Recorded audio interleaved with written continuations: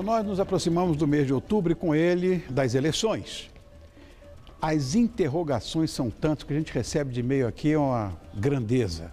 E a corrida eleitoral já está na sua reta final. E mesmo que você ainda não tenha escolhido seu candidato favorito, é preciso entender um pouco mais sobre as eleições.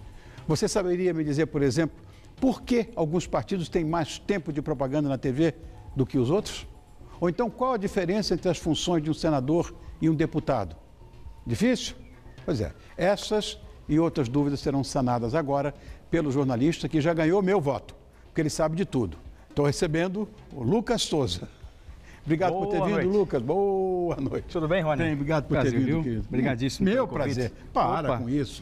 Tá falando, Lucas, que a gente recebe, ele é contigo em off, né? É verdade. A gente recebe de e-mail com dúvidas, com interrogações, porque, como você falou para mim, ninguém explica. Ninguém explica, ninguém para explicar, né? É verdade. E hoje nós vamos fazer isso, com a sua ajuda. Quer dizer, o brasileiro, ele vai às urnas de 2 em 2 anos, vamos dizer assim, que tem essa coisa desconectada, não acho legal, devia ser tudo de uma vez, mas ele tem que ir primeiro para prefeito, depois para os cargos todos do legislativo e do executivo, né? Isso é desde a nossa redemocratização, que tem 25 anos, e muitas eleições depois ainda existem todo tipo de dúvidas em relação ao processo eleitoral. Por que isso? Porque ninguém explica, né, Rony? Basicamente é porque ninguém explica. O que falta é explicação. É por isso que eu agradeço a sua oportunidade de explicar cada um desses detalhes. Até porque eu vi que você comenta bastante sobre a internet, que você tem uma relação de amor e ódio com a internet. Tenho. Eu percebi que você tem. E é óbvio, né? Porque você tem. Eu também tenho, porque eu vejo na minha timeline, no Facebook, eu que sou viciado em redes sociais, sou uma pessoa jovem, eu vejo um número de boatos que são espalhados pela internet sobre eleições, uma série de mentiras. Então, hoje é o dia de a gente esclarecer tudinho. É uma grande maioria de mentiras. Bom, vamos lá. Vamos começar mandando para longe nossas interrogações. O Lucas vai nos ajudar. Eu vou começar com a história do voto branco e nulo, que é, de fato, talvez o maior número de e-mails que nós temos recebido aqui. Qual é a diferença entre voto branco, voto nulo, o que é válido, o que não é válido, para onde vão esses votos? A explicação é totalmente simples, Rony. Se você analisa voto branco, voto nulo, a diferença mais marcante desses dois acontecia principalmente antes de 1996, que era antes do Brasil implantar a urna eletrônica, que realmente existia de fato a diferença. Quando você pegava lá a sua cédula, não preenchia nada, colocava na urna, tudo em branco. O voto nulo é quando você escrevia uma bobagem qualquer, Macaco Simão, como ficou famoso lá no Rio de Janeiro. E hoje em dia, a diferença é de nome. Exatamente. Hoje, por exemplo, se você for analisar nas eleições, existem mais de 10 candidatos espalhados com o nome de Macaco Simão devido a esse acontecimento que aconteceu lá no Rio de Janeiro. Mas, basicamente, Rony, a diferença é de nome. Nenhum dos dois é contabilizado no resultado final. Todo mundo diz, não, o voto branco é contabilizado para o partido que... Não estou sabendo dessa história. Mentira, isso é uma grande mentira que é compartilhada na internet. Graças a Deus a gente tem essa oportunidade de compartilhar a verdade. Tudo isso não vai para nenhum candidato, nem para quem está ganhando, nem para quem está perdendo. Vai basicamente para a lata do lixo, não é contabilizado. Tanto faz, branco ou nulo? Tanto faz. Por que a gente pode dizer que um candidato que tem menos de 50% das intenções de voto, ele pode ganhar a eleição? Não é necessário 50% mais um? Isso é verdade, só que em parte, viu, Rony? A gente vê, por exemplo, uma série de pesquisas que apontam, o governador X tem 48%, ele ganha, ele perde. A verdade é a seguinte, se o candidato obter 50% dos votos válidos mais um, ele ganha no primeiro turno, incontestável. A definição é essa, basicamente é isso. Ou seja, não tem que ser o número 50%. Não tem que ser de votos válidos. De votos válidos. Simples, né? Simples.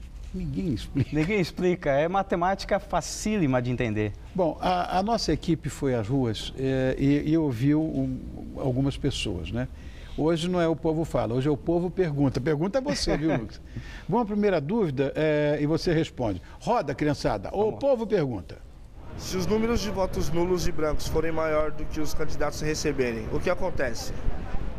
Pô, interessante. Eu gosto dessa pergunta, viu, Rony? Porque eu conheço muita gente que fala, eu vou votar nulo vou votar branco, porque aí se a gente conseguir acrescentar uma série de votos brancos e nulos, mais de 50% anula a eleição.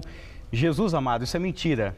Isso não acontece. É mito puro. Mito. Se isso acontecer, não tem problema nenhum, a eleição é válida. Eu sempre gosto de dar um exemplo, Rony. Vamos dizer o seguinte, você e eu somos candidatos a presidente. Você pelo PTS, que é o partido do todo seu, e eu pelo PLS, que é o partido do Lucas Souza. Tá. E nós temos no Brasil, vamos dizer assim, 200 milhões de eleitores. Tá. E todo mundo decide, todo mundo mesmo, decide votar branco ou nulo.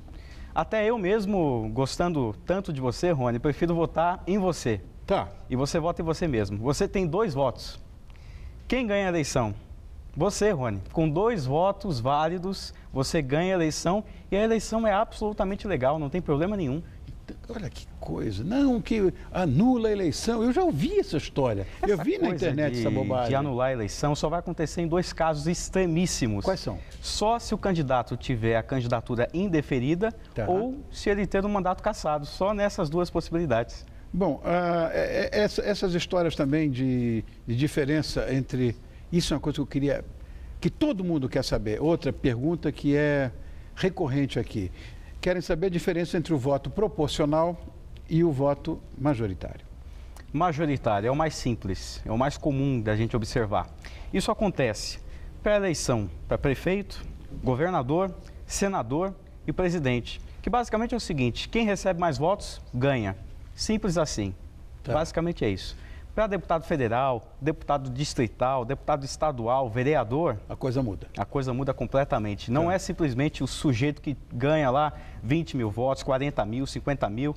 Não é simplesmente o sujeito que ganha mais votos vai ser eleito. Isso vai depender da quantidade de cada partido. Se um partido receber um número de votos maior, ele vai ter direito a mais vagas dentro do Congresso Nacional. Por exemplo, o partido todo seu, PTS, ganhou o maior número de votos válidos. O maior número de pessoas no Brasil votaram em um candidato ou na legenda do PTS, que é o partido todo seu. Vamos dizer o seguinte, os 10 mais bem colocados dentro do PTS serão escolhidos, serão eleitos para integrar a Câmara dos Deputados. Independente se o candidato recebeu... Do outro partido recebeu zilhões de votos, muito mais. Não faz diferença, Rony. Inclusive, não é justo, não, isso? É completamente justo, né? Ontem, por exemplo, saiu uma notícia que me pegou muito de surpresa, que até aproveito aqui para compartilhar contigo, de uma vereadora no interior de Santa Catarina, que com 0 voto, absolutamente nenhum voto, ela conseguiu se eleger, era suplente e conseguiu entrar pela questão do voto proporcional. Deus meu, a quem pode interessar isso? Por que existe isso?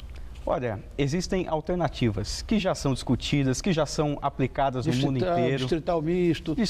Distrital é o mais aplicável, talvez, aqui no Brasil, que basicamente, Rony, o voto distrital é quando você divide, por exemplo, São Paulo em distritos e cada distrito vai eleger um deputado. Por exemplo, aqui na Avenida Paulista a gente elege um, lá no Pacaembu a gente elege outro, então todo mundo sabe quem elegeu. Todo mundo vai cobrar a pessoa quem votou, quem escolheu. Exatamente. Então, eu acho que é uma boa opção, né, Rony? Não é necessariamente quem tem mais votos que vai ganhar. Isso depende muito da legenda, dos votos da legenda. Os partidos que têm muita gente, os candidatos vão ter que ter muito voto. E aqueles que têm pouca gente, mas têm muita eleição. Eu me lembro, acho que foi em 2010... Teve um candidato aí que recebeu mais de 1 milhão de votos. Exato. Entrou todo mundo, que coisa engraçada, né? Entrou todo mundo. Levou, acho que 3 candidatos nessa brincadeira. 3 candidatos. Inclusive, um dos candidatos que foram eleitos, com a ajuda desse candidato que teve mais de 1 milhão de votos, tinha só 20 mil votos. Muito pouco. Meu Deus do céu. Muito pouco, né?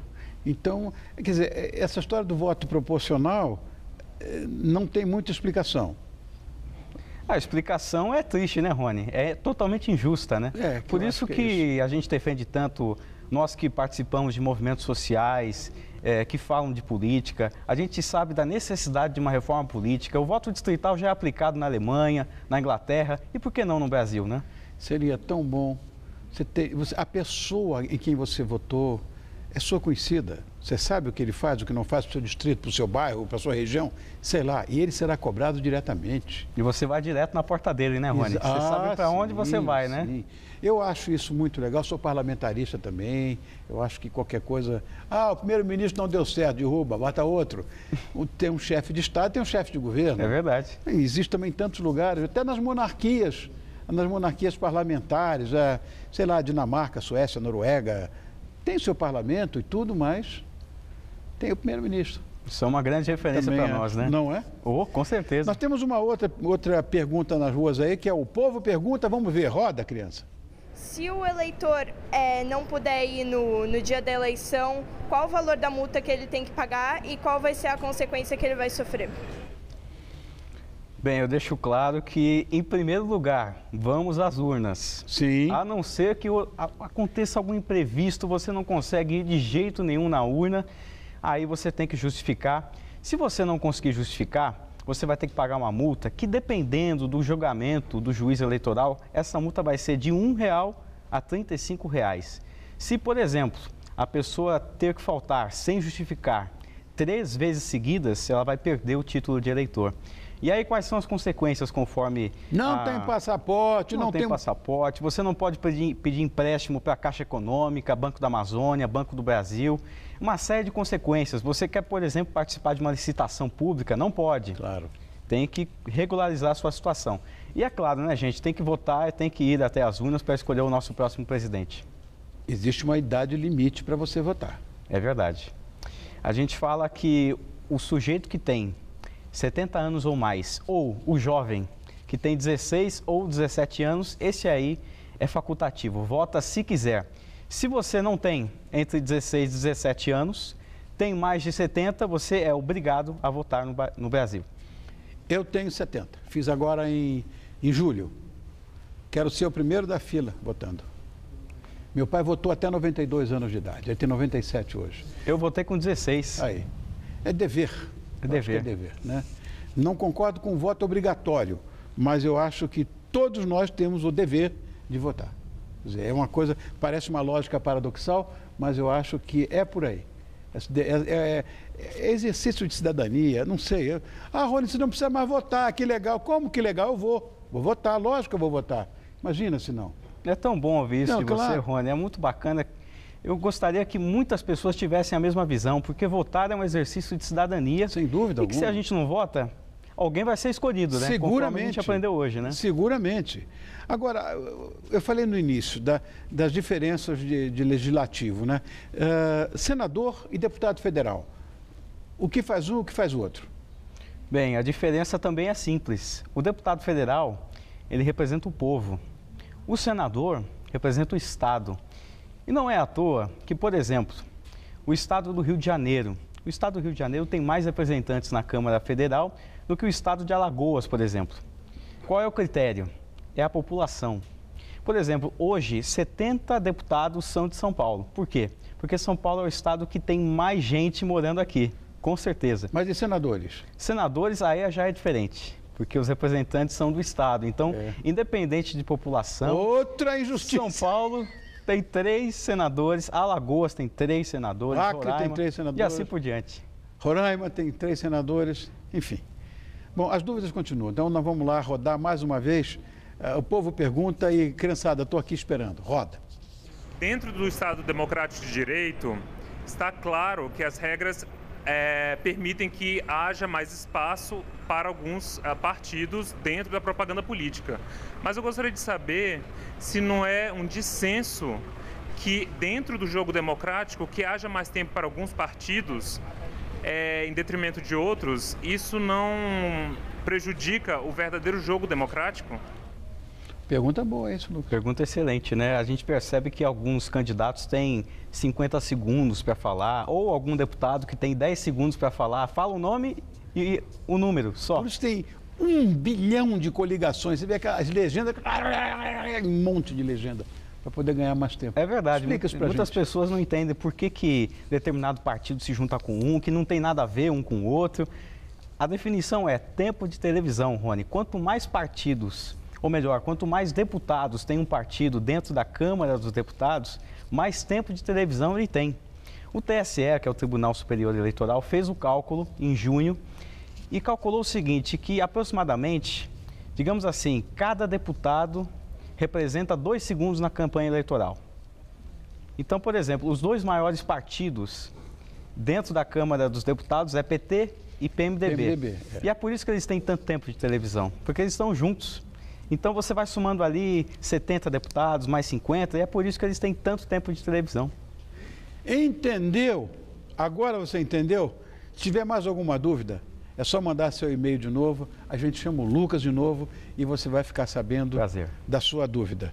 Quero agradecer muito ao jornalista Lucas Souza, que nos ajudou nessa dificílima tarefa de entender o que existe de mais simples. Não entra nessa, por favor, essas bobagens que saem na internet.